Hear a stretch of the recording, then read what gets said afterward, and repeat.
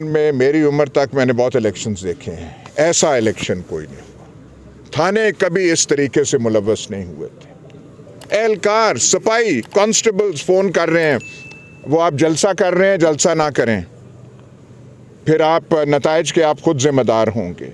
थानेदार लगे हुए हैं, डायरियाँ रिपोर्टें अपनी वो छोड़ के इस काम में लगे हुए हैं। आप क्या करना चाहते हैं? इलेक्शन फिर ख़त्म कर देना।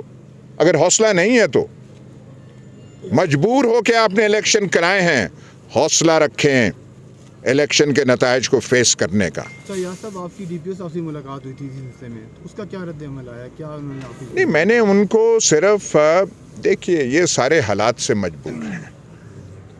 जो सच्ची बात है कि सारे अपनी मर्जी से नहीं कर रहे, इनसे ये काम करवाए जा रहे हैं। अब डीपीओ साहब से जब मैंने बात की थी, बेचारे बेबस थे, उनके मुंह से कोई जवाब नहीं निकल रहा था।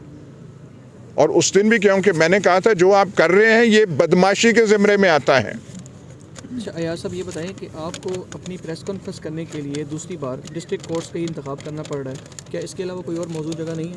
ये बहुत मौजूद जगह है, यहाँ पे डिस्ट्रिक्ट बार है, यहाँ पे लोग होते हैं। इसमें क्या है? आप तो कोई क्या इसमें what's wrong with this? I mean what on earth is wrong with this? ऐसी तो बात ना करें।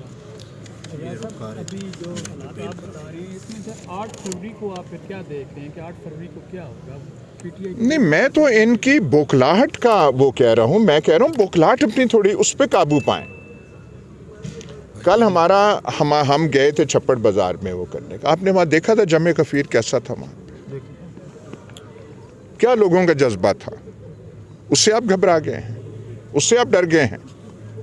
सब जो बंदे पकड़े गए हैं आपके वर्कर या लीडर्स, उनके हवाले से किसी अदालती फोरम पे उनके जा रहे हैं, नॉर्मल मकामात पे हैं, तो उनकी रिकवरी या जो देखिए, यहाँ जो ड्रामा जो यहाँ पे हो रहा है, थाने वाले कहते हैं जी हमें नहीं पता, कागज़ में कोई कार्रवाई होती नहीं है।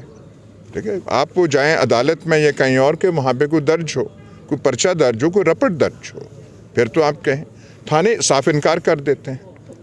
ये जो नामालूम मकामात पे लेकर जाने वाली जो रवायत अब डाली जा रही है, ये बहुत ही ख़तरनाक है। अच्छा यार साहब, आज आखिरी दिन है आपकी कैंपेन का, कैसी कैंपेन रही है और आप क्या रिजल्ट आपके आएंगे? नहीं, देखिए, रिज़ल्ट के बारे में मैं कोई बड़क नहीं मारना चाहता, ना कोई वो बड़क जचती है कि हम ये करेंगे वो करेंगे, लेकिन इन इक़दामात से आप नतीजा क्या अक्स कर सकते हैं? नताइज को तस्लीम करेंगे आप? अगर वो इतने एतमाद हों, पुरएतमाद हों, तो उनको ऐसी हरकतें करने की ज़रूरत पेश आए। अगर वो ऐसे कर सके, नून लीग को ये बैसाखियों पे चला रहे हैं, इनके कैंडिडेट से पूछें।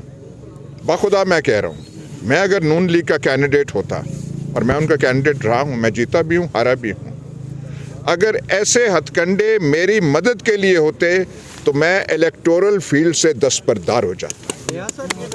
और मैं कहता ये बेइज्जती है, इन हथकंडों का सहारा लेना ये मेरी इंसल्ट है, मैं ये कहता हूँ।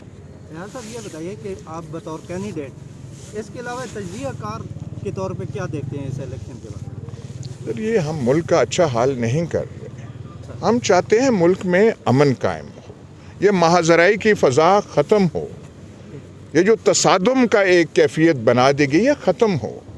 अब तसादम होना चाहिए टीटीपी से, तसादम होना चाहिए जो मुल्क पे हमले कर रहे हैं, अवाम के खिलाफ महाज खोल लेना, ये कौन सी हिकमत अमली है?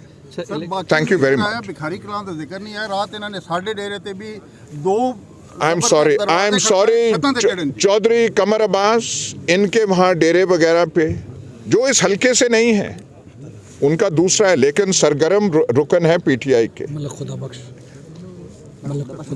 खुदा बख्श मगाल। अब जैसे जैसे वो इनको खबरें आ रही हैं और वो फहरिस्त बढ़ती जा रही है, और भाई इलेक्शन लड़े, इलेक्शन का हौसला रखें, लोगों के पास जाएं, अवाम पे एतमाद करें।